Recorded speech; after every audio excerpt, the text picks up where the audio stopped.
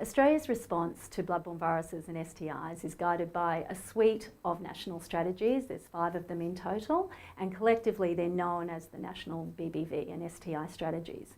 And since the very beginning of those strategies, in fact since the early days of HIV and then subsequently in the responses to hepatitis C, hepatitis B and STIs, the strategies have been underpinned by a very fundamental concept which is known as the partnership-based approach. Now, the partnership-based approach is important for all sorts of work, and when we talk about it, it's basically a way of stakeholders, kind of key stakeholders, coming together and working effectively together to implement the national strategies, their objectives and their priorities.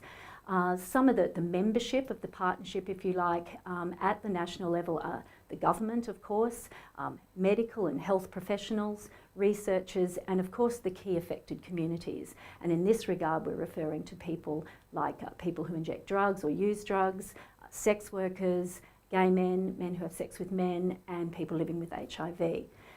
And so the partnership approach is also very critical for the production of high quality research to affect both policy and practice.